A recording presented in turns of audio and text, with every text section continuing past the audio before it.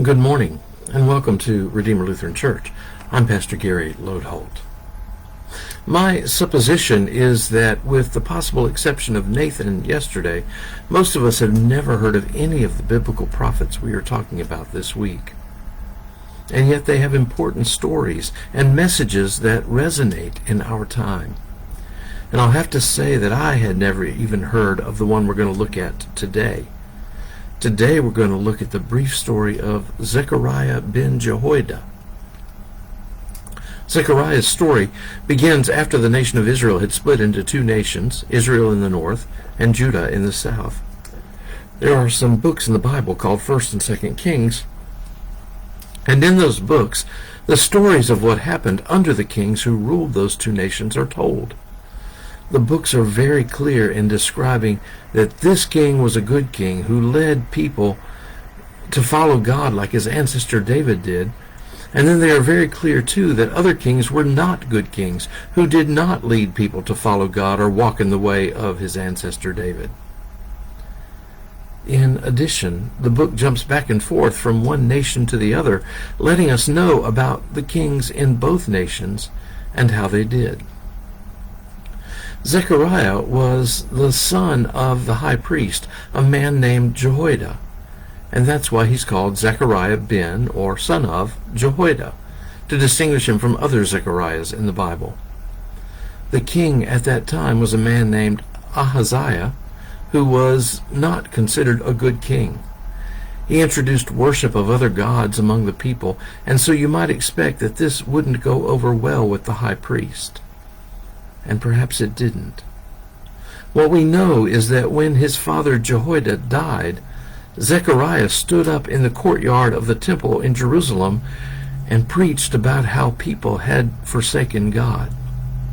His words stirred the crowd so much that they stoned him to death right there in the temple courtyard. Believe it or not, that's pretty much the whole story. Well, maybe a little bit more much later. But one of the things we can take from this little story is something we've already mentioned a couple of times earlier this week.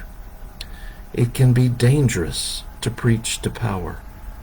Those in power like things the way they are, and to challenge that makes them feel threatened, as if they were going to lose their power. Indeed, I suspect that's what Zechariah had in mind. I believe Zechariah realized that they were using earthly power in place of heavenly power. They were all focused on themselves and their entitlement and forgot all about God. Zechariah called them back to God, and it upset them so much that they killed him. What does this mean for us?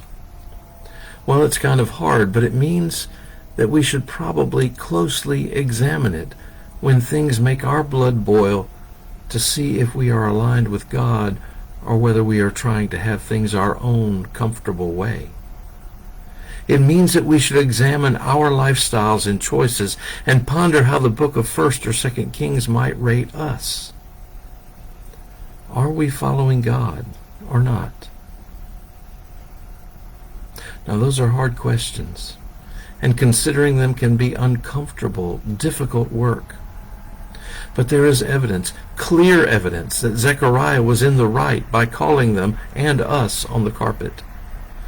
You see, this short story isn't really the last time we hear of Zechariah ben Jehoida. In Matthew 23, Jesus is speaking against the religious leaders, and in fact exactly about their comfortableness and complacency. "Oh, you say you would have been on the prophet's side back then," Jesus told them, "but you really would have been on the side of those who scoffed at them and killed them." And then very explicitly Jesus gives examples. Verses 34 and 35 say, "Therefore I send you prophets, sages, and scribes, some of whom you will kill and crucify, and some you will flog in your synagogues and pursue from town to town, so that upon you may come all the righteous blood shed on earth, from the blood of righteous Abel to the blood of Zechariah, son of Berechiah, whom you murdered between the sanctuary and the altar." In spite of the fact that Zechariah's father has a different name than Jehoida here, many biblical scholars believe that this is the Zechariah that Jesus is referring to here. Berechiah was likely a different ancestor, and that's how Jesus referred to him. That's beside the point. Jesus comments on the story of Zechariah to say that Zechariah was in the right and sent by God, and that his message against forsaking God and abiding in our comfortableness of power and complacency with things remaining the same was indeed God's message. Then and now. We may never have heard of Zechariah ben Jehoida, but we hear from him through Jesus. Ask the hard questions with courage and pray. Thanks for watching, and remember to let this day belong to God.